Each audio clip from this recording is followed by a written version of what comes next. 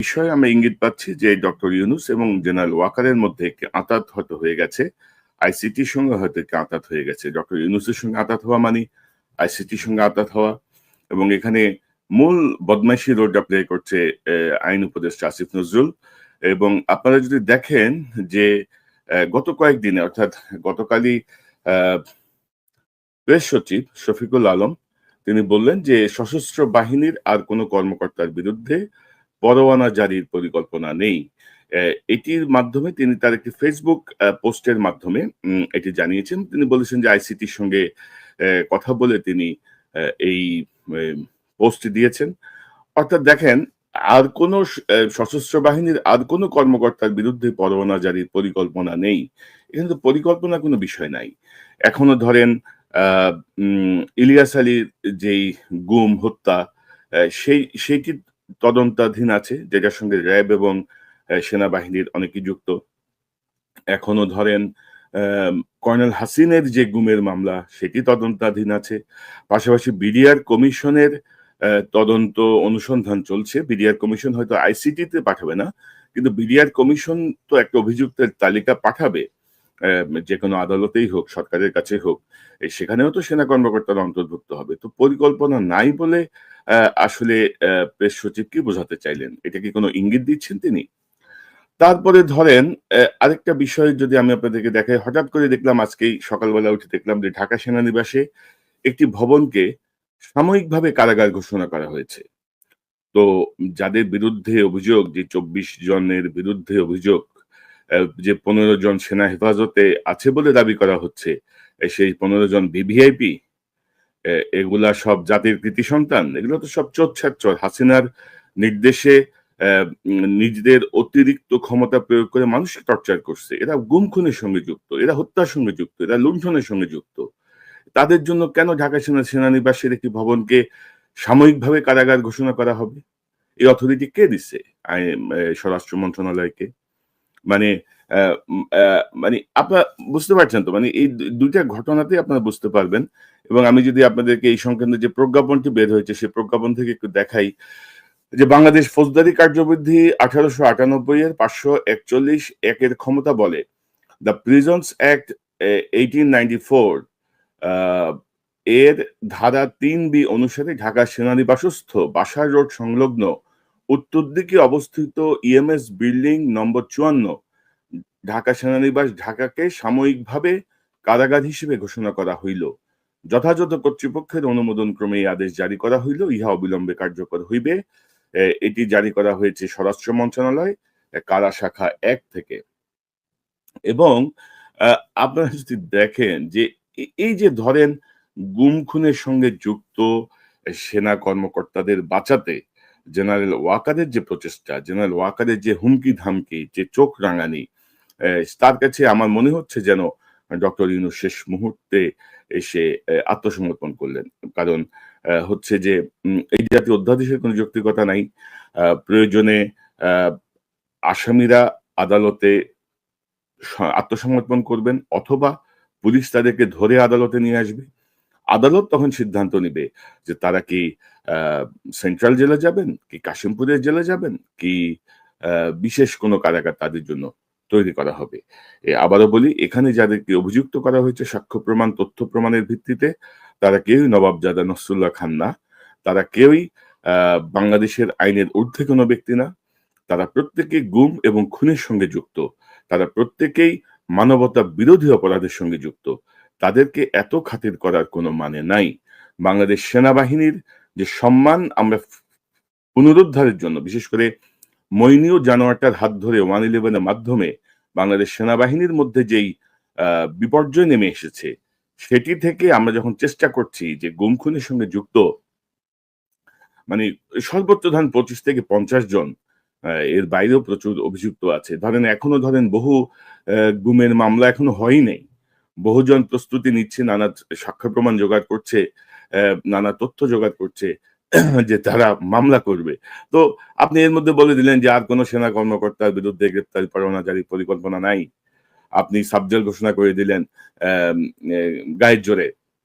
তো কাহিনীটা কি রে ভাই? ইউনূস সাহেব মানে আমি বুঝলাম না ইউনূস সাহেব আপনার উপর বিপ্লব মোটামুটি আপনারা বিষ মারা দিচ্ছেন। আপনারও বিপ্লবের সঙ্গে কোনো সম্পর্ক ছিল না। আপনার উপদেষ্টা পরিষদের 99% এর কোনো সংযোগ ছিল না। প্রত্যেকে নানা রকমের ফায়দা লুটতেছেন। আপনি নিজেও ফায়দা লুটেছেন এবং এখন দেখা যাচ্ছে যে আপনারা সবাই সেফ এক্সিট চাচ্ছেন। আপনাদের ওয়াকার সেফ এক্সিট দিতে পারবে? ওয়াকারের গোষ্ঠী আপনাদের সেফ এক্সিট দিতে পারবে? আপনি তাই ভাবতেছেন? আপনি গুম খুনের সঙ্গে যুক্ত সেনা কর্মকর্তাদের প্রতি অনুকম্পা দেখাবেন? মানে আমরা এটা মেনে নিব? দেশের ছাত্র জনতা এটা মেনে নিবে? জুলাই বিপ্লব এইজন্য হইছিল? এসব টাউটারি ফাইজলামির জন্য হইছিল? ওয়াকারের চোখ রাঙানির কাছে আত্মসমর্পণের জন্য হয়েছিল নাকি জুলাই বিপ্লব? আসলে ওই আমার এখানে যে একজন আলোচনায় বলছিলেন যে জুলাই বিপ্লবটা আসলে জাহাঙ্গীর গেটে থেমে যাওয়াটা ঠিক হয়নি। জুলাই বিপ্লবটা জাহাঙ্গীর গেটের ভেতরেও ঢোকা দরকার ছিল। ৫ই আগস্ট পর্যন্ত ছাত্র জনতার উপরে যেভাবে গুলি চালিয়েছে সেনাবাহিনী, বিজিবি, যেভাবে পুলিশকে তারা প্রোটেক্ট করেছে, গুলি চালানোর সহায়তা করেছে, যেভাবে তারা ছাত্রলীগ যুবলীগকে গণহত্যায় সহায়তা করেছে, তার বিচার হইতে হবে। এবং সামহাউ আমরা ভুলে গেছি সব এবং আমরাও চেয়েছিলাম যে ওকে ফাইন, সেনাবাহিনী যেহেতু শেষ মুহূর্তে হলো ছাত্র জনতার কাতারে নেমে এসেছে, এটা ছাড়া কোনো উপায় ছিল না আর কি। মানে আপনি ঘাটতারামি করে তো টিকতে পারবেন না, কারণ সেনাবাহিনীর এখনো যেসব কর্মকর্তা আছে আমি বলবো যে ৯৫% কর্মকর্তা এবং সৈনিক তারা ছাত্র জনতার পক্ষে এখনো আছে, জুলাই বিপ্লবের চেতনাকে তারা এখনো ধারণ করে। 5% বদমাশ পুরো জিনিসটাকে ধ্বংস করে দিচ্ছে। আপনাদেরকে আমি একটু দেখাই যে সাম্প্রতিক সময়ে সেনা সদরের একটা ব্রিফিং হয়েছে। সে ব্রিফিংটা আপনাদেরকে একটু দেখাই যে আমি যদি একটু দেখাই এটা কিনা, এই ধরনের যাবতীয় যা প্রিপারেশন আমরা নিচ্ছি এর ভিতরে এই দেখেন মানে হাকিম সাহেব অ্যাডজুটেন্ট জেনারেল তার যে বক্তব্য সেই বক্তব্যে মানে মনে হচ্ছে যেন আমি আচ্ছা বক্তব্যটা শুনে আসি। এই ধরনের যাবতীয় যা প্রিপারেশন আমরা নিচ্ছি এর ভিতরে এই আইসিটি ডেফিনেটলি আমাদের জন্য অবশ্যই এটার জন্য আমাদের জন্য অবশ্যই মোরাল এফেক্টে অবশ্যই করে, এটা অস্বীকার করবো কেন? মানে আইসিটির এই যে বিচার প্রক্রিয়া, এই বিচার প্রক্রিয়া সেনাবাহিনীর মোরাল এফেক্ট করবে। যখন তারা নির্বাচনের মাঠে দায়িত্ব পালন করতে যাবে তখন এটা তাদের মোরালে এফেক্ট করবে। কি মোরাল তাইলে সেনাবাহিনীর? আপনি 18 সালে নির্বাচন, 14 একতরফা নির্বাচন, 18 নির্বাচন, 24 নির্বাচন, যখন হাসিনার গোষ্ঠীকে আপনারা সহযোগিতা করলেন জনগণের ভোটাধিকার কেড়ে নিতে, তখন মোরাল এফেক্ট করে নাই কাকা? কি কাহিনী কি? বুঝান, ধুনপুন বুঝাইলে হবে, আমরা বুঝবো? আর এখন দেখেন তো পুরো বক্তৃতা হচ্ছে খালি নির্বাচনে ছিঁড়ে ফেলাবে। তো কি করছো? আগে 3টা নির্বাচনে যে জনগণের ভোটাধিকার কেড়ে নেওয়া হয়েছে তখন তোমরা কোথায় ছিলা রে ভাই? তুমি সেনাবাহিনীতে ছিল না? কোথায় ছিলা? আপনারা শুনেন একটু। অস্বীকার করলে তো বলবেন যে এটা অস্বীকার আপনি করতে হবে বিদায় করছেন না, আমাদের অবশ্যই মোরাল এফেক্ট করছে। But at the same time আমি এটাও বলে নিয়েছি, সেনাপ্রধান আমাকে আবারও বলে দিয়েছে, আমাদের সবসময় বলেন, সেটা হচ্ছে will remain stand fast with the justice even with compromise of our something, but ইনসাফের কোনো কমতি হবে না। আমরা সেনাবাহিনী দেশের জন্য, কোনো পলিটিক্যাল পার্টিটারির জন্য না। কে কি বললো টললো এটা না। আমাদের দেখবেন অনেক জায়গায় মোটো আছে, আমাদের মোটোতেই লেখা আছে আমরা দেশের তরে দেশের জন্য যেটা সবচেয়ে ভালো হবে আমরা চেষ্টা করবো আমাদের জীবন দিয়ে হলে এটা করতে। দেশের জন্য যেটা ভালো হবে এটার জন্য আমরা জীবন দিয়ে হলে চেষ্টা করবো। এখন ওই কেউ খুঁচালো আমি লাভ দিয়ে উঠলাম, আমার এরকম কোনো দরকার দেখি না। আমাদের ফোকাস একটাই, জাতি পুরো ওয়েট করছে একটা খুব ভালো একটা ক্রেডিবল একটা ইলেকশনের জন্য। আমরা আমাদের আপ্রাণ চেষ্টা করবো এটা ক্রেডিবল ইলেকশন যাতে হয় সকলকে নিয়ে, এবং এটা আমাদের যেরকম দায়িত্ব এটা কিন্তু সকলের দায়িত্ব, আপনাদেরও দায়িত্ব, আমার বাসায় যে বসে আছে তারও দায়িত্ব আছে, সকলের দায়িত্ব এটা। আমরা চেষ্টার কোনো ত্রুটি করবো না, একটা ক্রেডিবল এবং খুব ভালো মানুষের যাতে আশা পূরণ হয় এরকম একটা ইলেকশনকে কন্ডাক্ট করানোর জন্য। যদিও বা নির্বাচন commission is the main, but আমরা চেষ্টার কোনো ত্রুটি করবো না, দেশের জন্য যা করা তা করবো। বাট আমি এটা দায় কি নিলে কি আমার ভালো হয়? সেনাবাহিনী তো আপনারও, আপনার সেনাবাহিনী না। আমি কেন মনে করছি এটা আমার শুধু? আমি কি আপনার অংশ নই? এটা বাংলাদেশ সেনাবাহিনী, মানে বাংলাদেশের এই 20 কোটি 18 কোটি যাই বলি না কেন সকলের সেনাবাহিনী, সকলের সেনাবাহিনী। তবে সেনাবাহিনীর কিছু কর্মকর্তা কর্মচারী যদি অন্য কোথাও যে যদি ভুলভ্রান্তি করে থাকে অবশ্যই বলেছি ইনসাফ ইজ নাম্বার 1, ইনসাফের সাথে কোনো কম্প্রোমাইজ হবে না। তো ইনসাফের প্রসঙ্গ আসছে, এই ইউনিফর্ম আমাদের ইউনিফর্ম বলেই আমরা এত কথা বলি এবং ধরেন যে সেনাবাহিনীর কর্মকর্তা যদি অন্য কোথাও যে অর্থাৎ র্যাবে যে বা ধরেন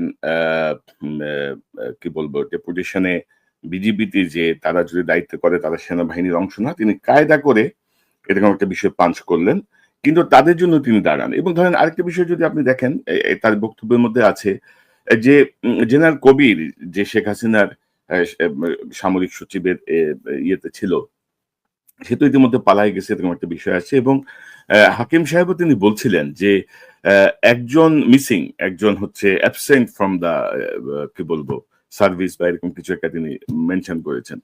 তো অথচ ধরেন এই জেনারেল কবিরের চাকরি কিন্তু গত ৩ সপ্তাহ আগে কিন্তু পররাষ্ট্র মন্ত্রণালয়ে ন্যস্ত করা হয়েছে। সে কিন্তু এখন সেনাবাহিনীর কোনো কর্মকর্তা না।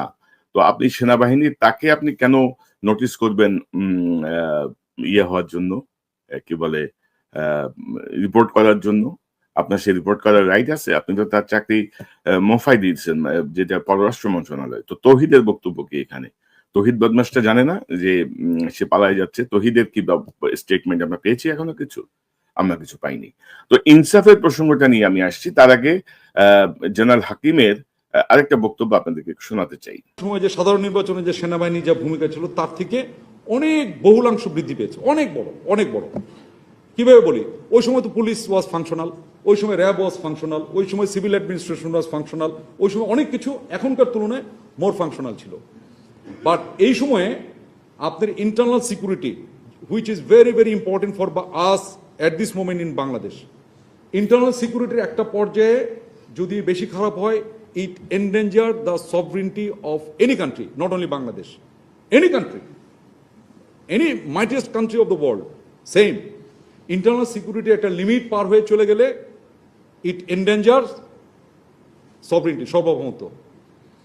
তো এই ডিউটিতে আমরা গত প্রায় 13-14 মাস, 14 মাস ধরে আমরা ডেপ্লয়েড আছি। এত লম্বা সময়ের ইতিহাসে কখনো আমাদের সেনাবাহিনী কোনোদিনও ডেপ্লয়েড ছিল না।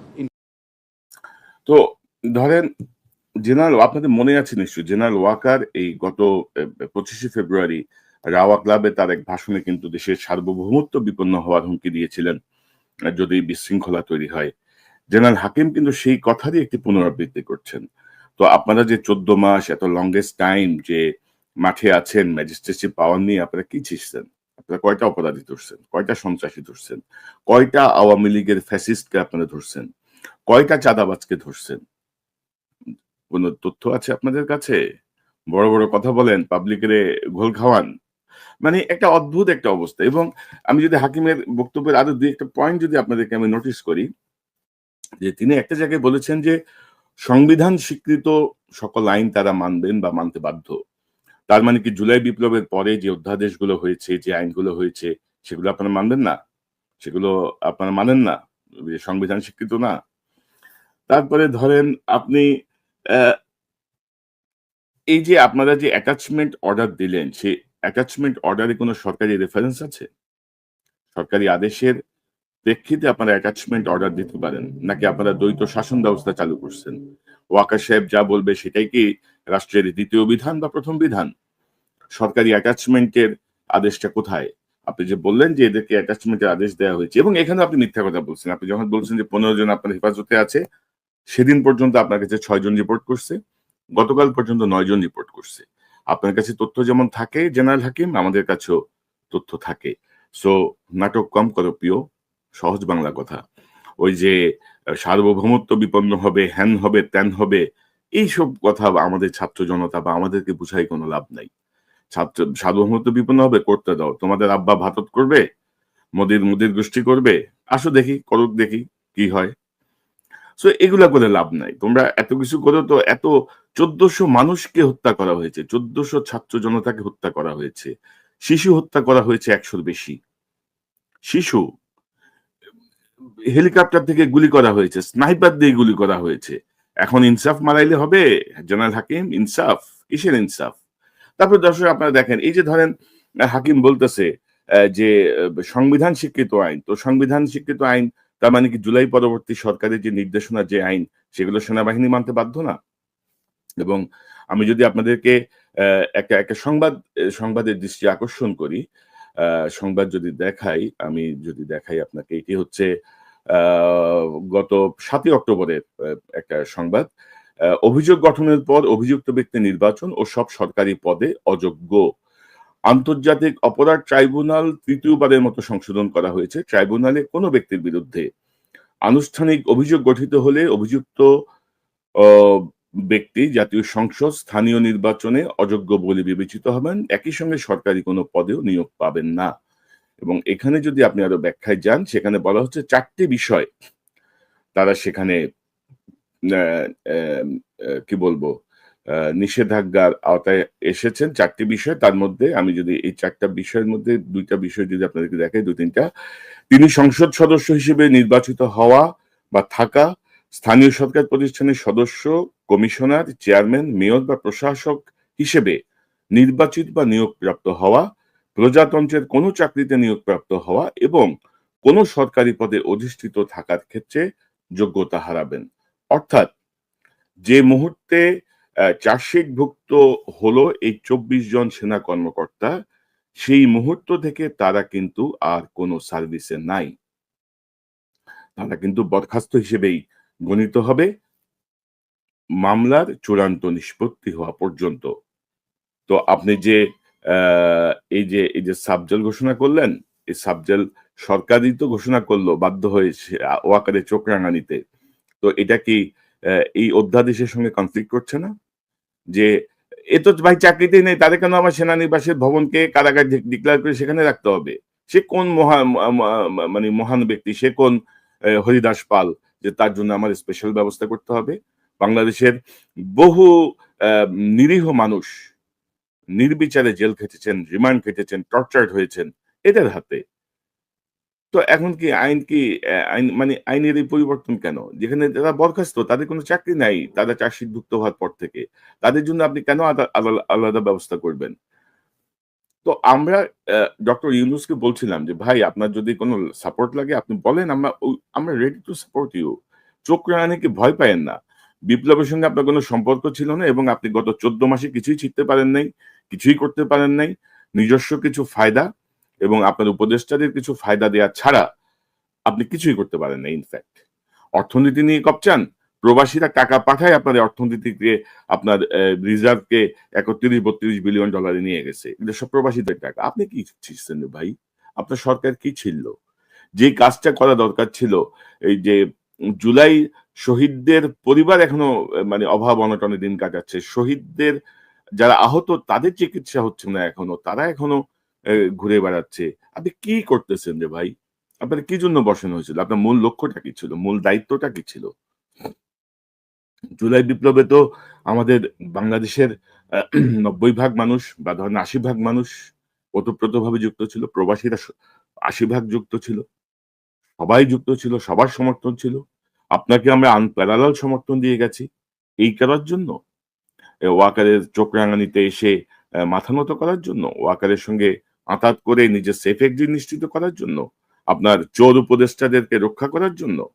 এটা কি আপনি মনে করেন আমরা মেনে নিব? বাংলাদেশের ছাত্র জনতা মেনে নিবে?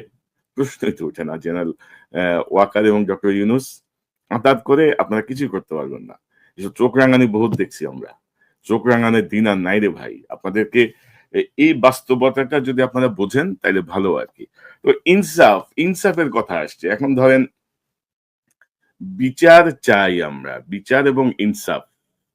এই জেনারেল হাকিম কিন্তু ইনসাফ ঘুরে ফিরে বলেছেন এবং তার বস নাকি বলেছে জাস্টিস এবং ইনসাফ। যার বস বলছে একবার ইংরেজিতে বলছে জাস্টিস, পরে আবার বলছে তিনি নাকি ইনসাফের কথা বলেছেন। তো হোয়াট ইস ইনসাফ? বিচার কি আর ইনসাফ কি? তো হ্যাঁ, আমি এটা নিয়ে একটু বোঝার চেষ্টা করছিলাম। জ্ঞান কম, বুঝি কম, একটু বোঝার চেষ্টা করছিলাম। ধরেন বিচার হচ্ছে একটা সংস্কৃত শব্দ যেটার মানে হচ্ছে তদন্ত, বিশ্লেষণ, সঠিক সিদ্ধান্তে পৌঁছানো, মূলত আইনি এবং প্রশাসনিক ধারণা। আর ইনসাফ হচ্ছে ন্যায়, সাম্যতা এবং সুবিচার। তো এটা কেবল আইন না, নৈতিক ন্যায্যতা, মানবিক বোধ এবং ইমানদার নীতি প্রয়োগ। এখন ধরেন যে ধরেন বাস্তব জীবনে ধরেন কোন গরিব মানুষ, সে ধরেন তার পক্ষে কোন প্রমাণ নাই, কিন্তু সে নির্দোষ। কিন্তু তাকে দোষী সাব্যস্ত করে দিল। কারণ আদালত চলে সাক্ষ্য প্রমাণের উপরে। এখানে কিন্তু ইনসাফ হলো না। আবার ধরেন কোন প্রভাবশালী তার অপরাধ ধরেন কৌশলে পার পেয়ে গেল। সে ওয়াকারের আত্মীয়, ওয়াকারের বেয়াই, ডক্টর ইউনূসের খালাতো ভাই। ধরেন এইভাবে সে পার পেয়ে গেল, সেটাও কিন্তু ইনসাফের ব্যত্যয়। সেখানে সেটা বিচার হলেও কিন্তু ইনসাফের ব্যর্থতা হলো। সে ফাঁক-ফোকর গলিয়ে সে বের হয়ে গেল। কিন্তু এখানে কাগজে কলমে এইটাকে জাস্টিস আমরা দেখাচ্ছি যে বিচার হয়েছে, কিন্তু সেখানে ইনসাফ হয়নি। তো আপনি কোন ইনসাফের কথা বলছেন জেনারেল ওয়াকার? এই অফিসারদের প্রতি এত মমত্ববোধের কারণ কি? ইন্ডিয়া থেকে নির্দেশনা আসছে তাদেরকে রক্ষা করার জন্য? আমাকে একজন বলল যে হাসিনা যে অফিসারদেরকে তার কোর টিমে চান, তাদেরকে ইতিমধ্যেই পাঠিয়ে দেওয়া হয়েছে হাসিনার কাছে। এবং বাকি যাকে, যাকে চাইবেন তাদেরকেও পাঠিয়ে দেওয়া হবে। তো অর্থাৎ আমি যেটা বোঝাতে চাইলাম, আশা করি আপনারা বুঝতে পেরেছেন যে কোনো আঁতাত করে কোনো খুনি, গুমের সঙ্গে যুক্ত কোনো চক্রকে রেহাই করা যাবে না। ডক্টর ইউনূস, আপনার সেফ এক্সিট যদি লাগে, বাংলাদেশের মানুষ আপনাকে সেফ এক্সিট দেবে। বাংলাদেশের মানুষ আপনার পাশে দাঁড়াবে। জনগণের প্রতি আস্থা রাখেন। ওয়াকারের প্রতি আস্থা রাখলে বিপদে পড়বেন। হাসিনাও বিপদে পড়ছিল। ওয়াকার কিন্তু হাসিনাকে রক্ষা করতে পারে নাই। যদিও সে শেষ মুহূর্তে তার ক্ষমতা বহির্ভূতভাবে হাসিনাকে পালাতে সহায়তা করেছে। কিন্তু রক্ষা তো করতে পারে নাই। তার গদি তো রক্ষা করতে পারে নাই। সো জেনারেল ওয়াকার, আপনি যদি আহ, এদেরকে ভয় পান, এদের চোখ রাঙানিকে ভয় পান, তাহলে কিন্তু আপনি বিপদে পড়বেন। আমি আপনাকে আবারও বলছি ডক্টর ইউনূস, আপনি সম্মানের জায়গা থেকে বিচ্যুত হবেন। জেনারেল ওয়াকার আপনাকে রক্ষা করতে পারবে না। সো কোনো আঁতাত আমরা চাই না। কোনো সাব জেল হবে না। সেনাবাহিনীর ভেতরে কোনো সাব জেল হবে না। কারণ এই মামলার চার্জশিট ঘোষণার সাথে সাথে তারা কেউই আর সেনাবাহিনীর কোনো পদে কর্মরত নাই। সো তারা সাধারণ আসামি যেখানে যায় তারা সেখানে যাবে। তাদেরকে জিজ্ঞাসাবাদের জন্য রিমান্ডে আনতে হবে। তারা তাদের স্টেটমেন্ট দিবে, সেই অনুযায়ী যাচাই বাছাই করে তাদের বিরুদ্ধে আইনানুগ পদক্ষেপ নিতে হবে। আমরা বেআইনি কোনো পদক্ষেপ সমর্থন করি না। আর সংবিধানসম্মত আইন মানব আর জুলাই পরবর্তী সরকারের অধ্যাদেশ বা নির্দেশনা মানব না, জেনারেল হাকিম এইসব চোখ রাঙানি কথাবার্তা বলে লাভ নাই। এবং আনফরচুনেটলি বাংলাদেশের সাংবাদিকদের এতটা অযোগ্যতা আমি ভাবি না। আমার ধারণা তাদের উপর যে মানসিক চাপ থাকে, তাদের উপরে যেই প্রেশার থাকে, সেই প্রেশারে ধরেন আহ তারা অনেক প্রশ্ন করতে পারে না। আপনি কোনো লেখা দেখবেন না, কোনো কি বলবো এনালাইটিক্যাল কোনো বিশ্লেষণ দেখবেন না। সব ধরেন আঙ্গুল চুষছে বসে, বসে ইয়ানফসি, ইয়ানফসি করছে। আমি বাঁচি, আমি বাঁচি, আমি বাঁচি। কিন্তু আনফরচুনেটলি আপনারা কেউই বাঁচবেন না যদি আমরা এই অন্যায়কে প্রতিরোধ করতে না পারি। সেনাবাহিনীর মরাল যদি আইসিটির মামলার জন্য ক্ষতিগ্রস্ত হয়, তো এই মরালের আমার দরকার নাই। এই মরালে সেনাবাহিনীর লোকজন আমার দরকার নেই। বাইর হয়ে যান ভাই, বিদায় হন। এই মরাল যদি হয় গুম খুন হত্যার সঙ্গে যুক্ত থাকলে যদি আপনার মরাল ঠিক থাকে, আপনার ব্রাদার ইন আর্মস, আপনার সেনাবাহিনীর কর্মকর্তাদের নির্যাতনের সময় যদি আপনাদের মরাল ঠিক থাকে, ৫৭ জন সেনা কর্মকর্তাকে সুপরিকল্পিতভাবে হত্যা করার সময় যদি আপনার মরাল ঠিক থাকে, আপনার এই মরালের আমার দরকার নাই আর কি। এই মরালের যারা অফিসার আছেন, যারা কর্মকর্তা আছেন, বিদায় হন ভাই, ছাড়াই বিদায় হন। আপনাদের কোনো দরকারই নাই। এই মেজর জাহিদকে হ্যান্ডকাপ পরিয়ে জঙ্গি বানিয়ে ১৬টা গুলি করে হত্যা করা হয়েছে। তখন বেটা তোদের মোরাল কোথায় ছিল রে? হাসিনার পায়ের নিচে ছিল, হাসিনার পা চাটতেছিলি? ওই ৩০ লাখ টাকা দিছে, মাগনা গাড়ি দিছে, মাগনা বাড়ি দিছে, ব্যবসা দিচ্ছে। এই মরাল তোমাদের ভাই? এই মরালের সেনাবাহিনী দিয়ে আমাদের কোনো কিছু যাবেও আসবে না। এই মরালের সেনাবাহিনী দিয়ে আমাদের কোনো ধরনের কি বলবো সার্বভৌমত্ব নিশ্চিত হবে না। কারণ আমরা যা দেখছি এবং এখনো যা দেখছি, তাতে তোমরা সবাই অধীনস্থ অন্য কোনো দেশের কোনো এজেন্সির কাছে। সো এসব মরাল, এসব বক্তৃতাবাজি করে কোনো লাভ নাই। সঠিক পথে আসেন, সঠিক কাজ করেন। চোখ রাঙায়ও লাভ হবে না, ধুনপুন দেখায়ও লাভ হবে না। সর্বশেষ কথা হচ্ছে, নাটক কম করো প্রিয়। তোমরা এসব ফাইজলামি বদমাইশি যা করবে আমরা কিন্তু সব জানি, সব বুঝি। তো দর্শক, আজকের প্রোগ্রাম এতটুকুই। একটু জানালাম সর্বশেষ আপডেট। চোখ কান খোলা আছে, নিশ্চয়ই জানাবো ইনশাল্লাহ। আরেকটা বিষয় একটু বলি, বিএনপির বটবাহিনী, সেনাবাহিনীর বটবাহিনী ইচ্ছা মতো গালাগালি করে, মানে আমি তো দেখি আর কি। তো আমরা যদি গালাগালি শুরু করি, আমার বাবা মাকে গালাগালি করছেন, বিএনপি নেতা নেত্রীদের বাবা মা নাই, সেনাবাহিনীর কর্মকর্তাদের বাবা মা নাই। অশ্লীল ভাবে আক্রমণ করবেন, চূড়ান্ত অশ্লীলতায় পৌঁছায় যেতে পারি, কিন্তু যাচ্ছি না। করেন, আপনাদের মত প্রকাশের অধিকার আছে। আমাকে আমাকে ভালো লাগতেই হবে এমন তো কোনো কথা নাই। আমার প্রোগ্রাম আপনার দেখতেই হবে এমন কোনো কথা নেই। আপনার ইচ্ছা রে ভাই, তো গালাগালি করেন কেন? বট বাহিনী সামলান, বিএনপি নেতৃবৃন্দ বট বাহিনী সামলান, সেনাবাহিনী বট বাহিনী সামলান। আমরা কিন্তু হাসিনা, আজিজ, শফি বহু বড় বড় ঘাঘো ক্রিমিনাল আমরা আল্লাহর রহমতে সাকসেসফুলি মোকাবেলা করে পার হয়ে আসছি। এখন এইসব করে কোনো লাভ হবে না। বি কেয়ারফুল ভাই। মানে সোজা সিরাতুল মুস্তাকিমে আসেন। বেতন খাচ্ছেন, বেতন হালাল করেন। জনগণের কষ্টের টাকায় যে বেতন দেয়া হয়, সেই টাকাকে হালাল করেন। বাংলাদেশের জনগণ একবেলা না খেয়েও আমার সেনাবাহিনীকে শক্তিশালী করার জন্য অর্থ দিতে প্রস্তুত আছে। সেই জনগণের বিপক্ষে অবস্থান নেবেন না। সেই জনগণেরকে চোখ রাঙাবেন না। সেই জনগণকে বিভ্রান্ত করবেন না।